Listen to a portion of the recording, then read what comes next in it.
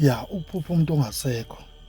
Uma uzomphupha efikile kwenejabule ekhombisa ukuba happy, isimo asuke kusona ngempela leso. Usuke ekuvakashela lowo muntu, usuke efika akhombise ukuthi u-happy ngezinto ezenziwe uwena nesimo sakhe ahlangabezana naso, usuke e-happy.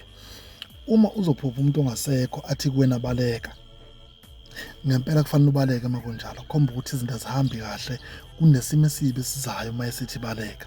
Baleka ngempela, kusho uma ufika uma uvuka nje amaplani okusuka lapho khona, noma kunendawo efanele uyishintshe oyaziyo wena ukuthi kufanele uphume kuyona, engeyona ingozi, enobungozi, engenako ukuphepha mesho kanjalo. Uma uzomphupha umuntu ongasekho ethi uyagula noma ulimele, ikakhulukazi-ke kube umuntu owathwetshulwa, umuntu oba nenkinga enjengaleyo, ezama ukukhombisa isimo abhekene naso ukuthi asikho sihle, uyalidinga usizo kunina abantu abasuke bephila. Nisuke nizokwenza imikhuleko, nenze izinto ezithize ukulwisana nesimo abhekene naso, siyafinyelela kuyena, siyamlekelela. Uma-ke uvele wathi iphupho lenyongo-ke usuke sewumdalela inkinga engakakwazi ukukusiza nawe ngelinye ilanga ngoba usuke isimo sakhe singekho sihle. Usuke esekubikela nje ngoba ebona ukuthi ikhona into ongayenza imsiza.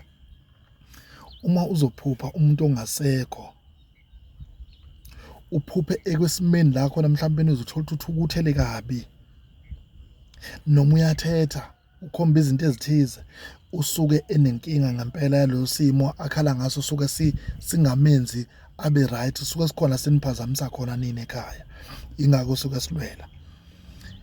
Uma uzophupha umuntu omdala eshanela igceke, umazi ukuthi akekho, umfice eshanela igceke noma eshanela endlini, usuke enitshela ukuthi hlanzani umuzi niwubone ungcolile, usuke ufuna ukugezwa ngokwesintu. Abanye baye basebenzise isinazaretha, abanye basebenzise izinyanga, abanye bayisebenzise ngokwamasonto, kuya ngokuthi wena yini ekukhululayo uma isuka emoyeni wakho. Nengiye ngithe-ke mina-ke, uma ngabe mina usizwa yimina, nginovo lwakho la ngifuna khona wena ukuthi wena uthini, ngifuna ukwazi abantu abakhuluma nawe ukuthi bathini ngakuwena.